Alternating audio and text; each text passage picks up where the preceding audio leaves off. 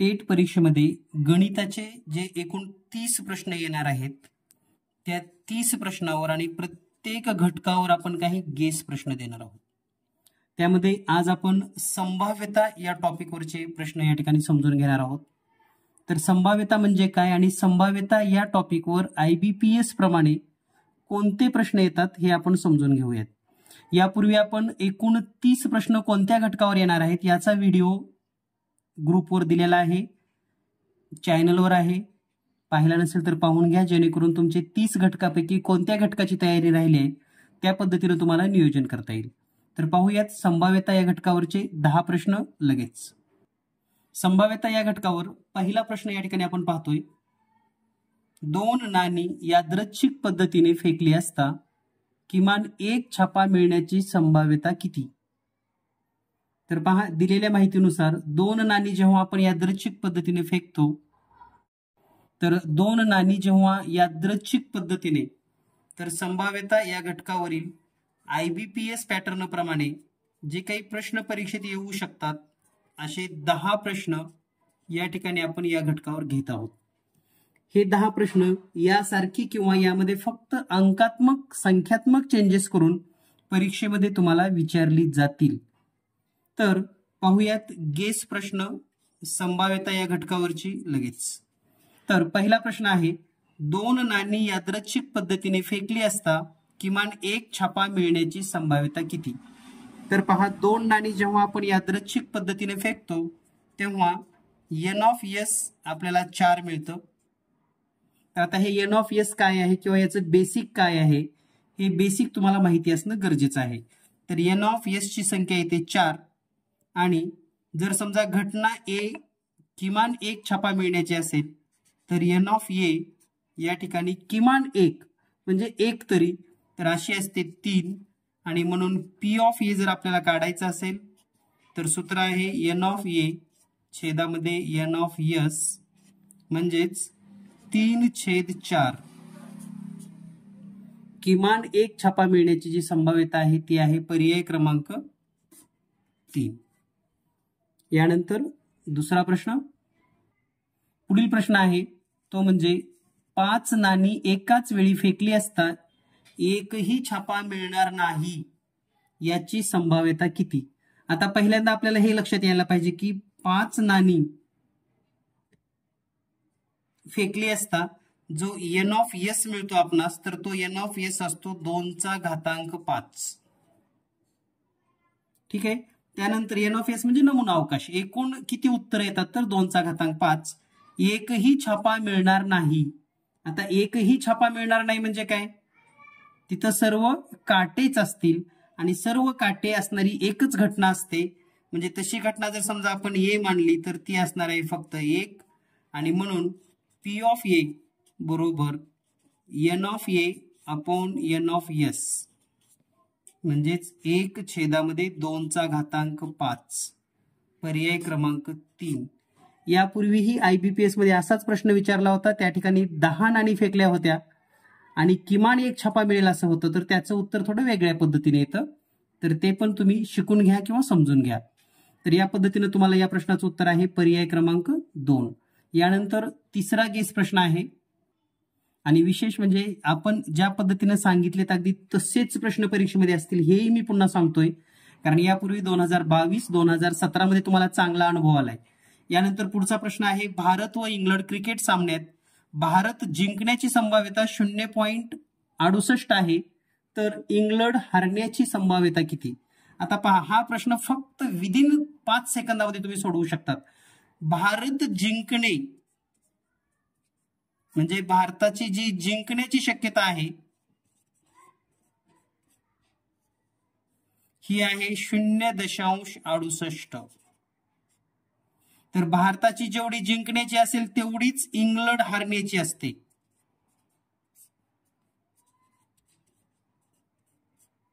आणि म्हणून उत्तर आहे 0.68. उत्तर आहे ऑप्शन नंबर 1. तर हा प्रश्न अगदी सिंपल आहे, परंतु इथं कन्फ्युजन करणारा प्रश्न असतो.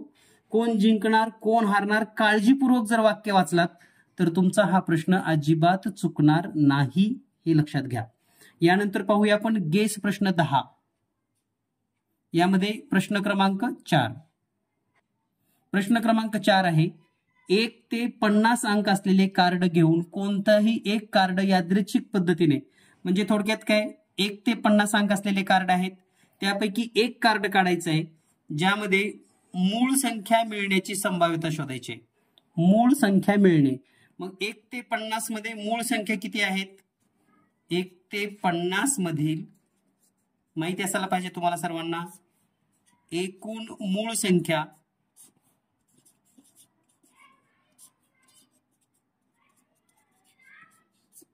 तर 1 ते 50 मध्ये एकूण मूळ संख्या आहेत 15 आणि म्हणून जी संभाव्यता येते, संभाव्यता बरोबर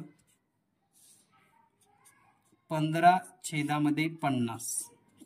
याचं संक्षिप्त रूपही देऊ शकतात ते 3/10. कोणताही पर्याय असू शकतो. तर या ठिकाणी पर्याय आहे 15/50. यानंतर पाहूया पुढील गेस प्रश्न, प्रश्न क्रमांक 5. आणि या ठिकाणी जे आपण 10 प्रश्न देतोय गेस प्रश्न, हे सर्व 10 वेगवेगळ्या पद्धतीचे प्रश्न आहेत. एक प्रकारचा प्रश्न एक पण नाही, लक्षात घ्या. त्यामुळे याचं बेसिक कन्सेप्ट तुम्हाला माहिती असणं गरजेचं आहे. याच चॅनलवर जर तुम्ही संभाव्यता हा घटक सर्च केला तर तुम्हाला संभाव्यतेचे सर्व बेसिक पण मिळतील. तर ते समजून घ्या, म्हणजे हे टॉपिक तुम्हाला आणि हे प्रश्न पण लगेच कळतील. तर एक फासा फेकला असता मिळणारा अंक वर्ग संख्या असण्याची संभाव्यता किती? आता जेव्हा आपण एक फासा फेकतो, फासा म्हणजेच काय, लुडो, तर आपल्याला 1 मिळू शकतं, 2 मिळू शकतं, 3 मिळू शकतं, 4 मिळू शकतं, 5 मिळू शकतं आणि 6. तर या ठिकाणी n ऑफ s ही जी संख्या आहे ती 6. यामध्ये वर्ग संख्या मिळणे, समजा n ऑफ a असेल तर ते फक्त 1 आणि 4, म्हणजे अशा 2च संख्या आहेत.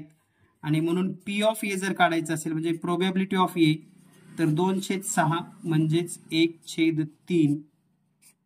तर पर्याय क्रमांक 2 हे उत्तर अगदी अचूक आहे. तर या पद्धतीनं प्रत्येक घटकावर आपण 10 प्रश्नाचा गेस देणार आहोत. यासारखाच किंवा असाच प्रश्न परीक्षेमध्ये तुम्हाला पाहायला मिळेल. यानंतर पुढील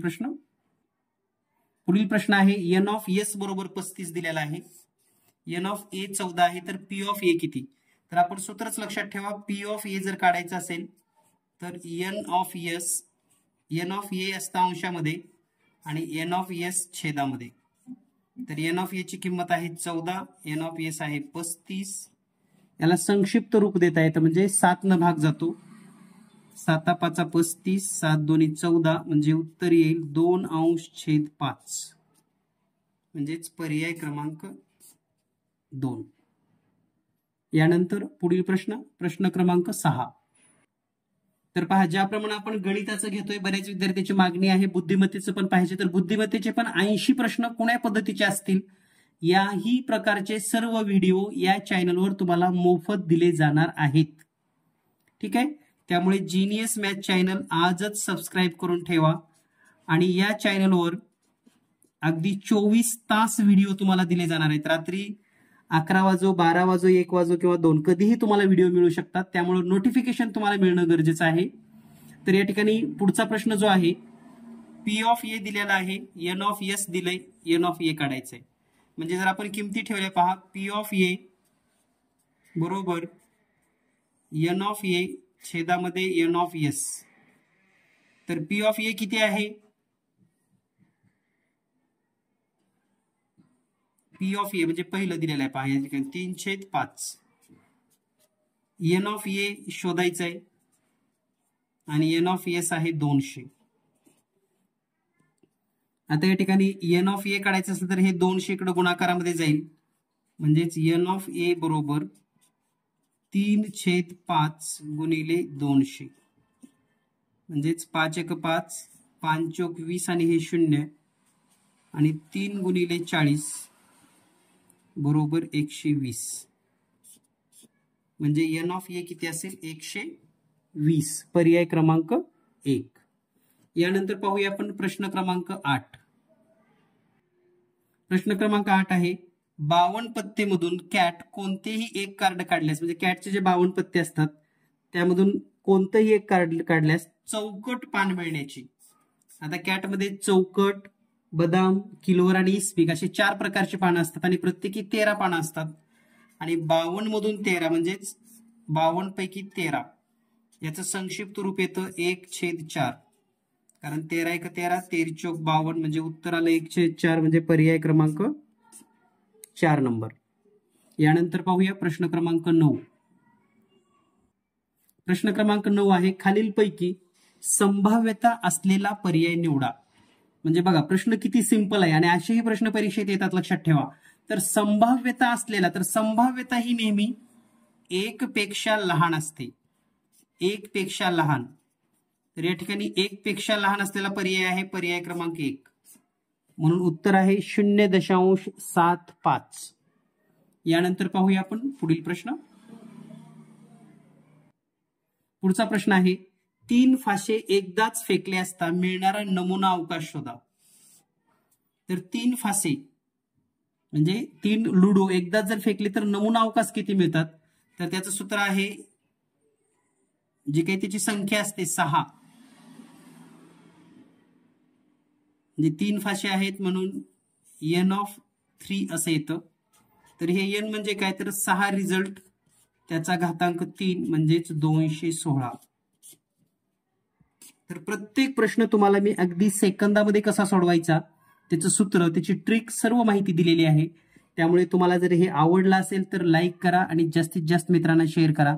तुमचाही टेटचा ग्रुप असेल तर त्याही ग्रुपवर शेअर करू शकतात, कारण मी हे पूर्ण व्हिडिओ अगदी युट्यूबवर तुम्हाला सर्वांना मोफत प्रोव्हाइड करणार आहे. सर्व गेस प्रश्न, सर्व टॉपिक वाईज, गणित, बुद्धिमत्ता, सर्वच.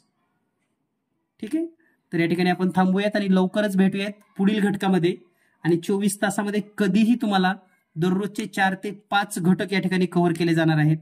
त्यामुळे चॅनल सोबत राहा आणि नक्कीच जास्तीत जास्त स्कोर करण्याचा प्रयत्न करा. थँक्यू.